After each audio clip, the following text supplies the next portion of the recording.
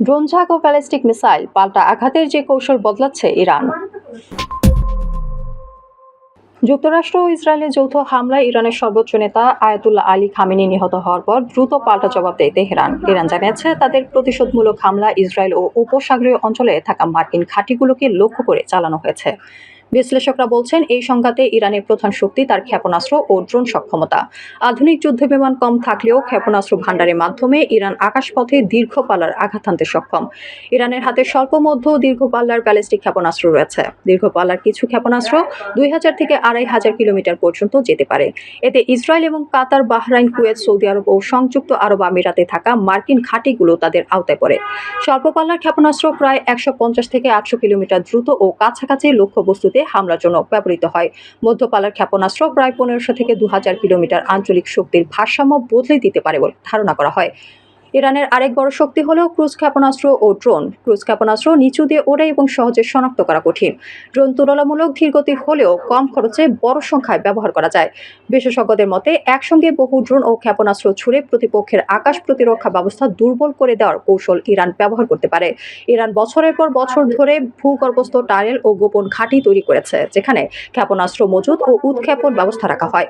এতে প্রথম দফার হামলার পরও তাদের আঘাত হানার সক্ষমতা টিকে থাকতে পারে।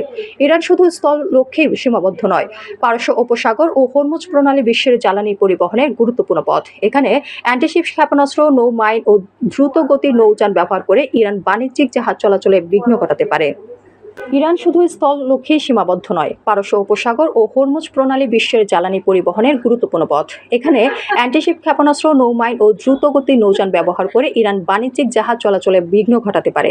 ইতিমধ্যে ডেনমার্কি ভিত্তিক শিপিং কোম্পানি মাইস্ক হরমুজ প্রণালী দিয়ে জাহাজ চলাচল সাময়িকভাবে স্থগিতের ঘোষণা দিয়েছে। এদিকে কুয়েতে বেশ কয়েকটি মার্কিন সামরিক বিমান বিধ্বস্ত হয়েছে বলে জানিয়েছে দেশটির প্রতিরক্ষা মন্ত্রণালয়।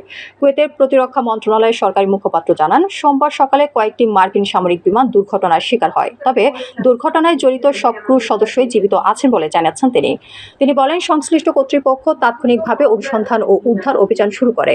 আহত ক্রুদের দ্রুত উদ্ধার করে হাসপাতালে নেওয়া হয়। সেখানে তাদের শারীরিক অবস্থার পরীক্ষা করা হচ্ছে এবং প্রয়োজনীয় চিকিৎসা দেওয়া হচ্ছে। বর্তমানে তাদের অবস্থা স্থিতিশীল বলে জানানো হয়েছে। সোমবার স্থানীয় সময় সকালে ইসরায়েলি সামরিক বাহিনী জানিয়েছেন দেশটির দিকে আরও ক্ষেপণাস্ত্র ছুড়েছে ইরান। ক্ষেপণাস্ত্রগুলোকে প্রতিহত করতে কাজ করছে আকাশ প্রতিরক্ষা ব্যবস্থা। এছাড়া ইরানের শাহেদ 136 ড্রোন সৌদি আরবের আরামকো তেল শোধনাগারে আঘাত হেনেছে। এই হামলার পর সৌদি আরামকো রাজ তানুরা রিফাইনারি কার্যক্রম বন্ধ করেছে। পর্যবেক্ষকদের মতে ড্রোনঝাঁক ও ব্যালিস্টিক ক্ষেপণাস্ত্রের সমন্বিত ব্যবহারের মাধ্যমে কৌশলগত চাপ তৈরি করে সংঘাতের গতি ও মাত্রা বদলে দিতে চাইছে ইরান।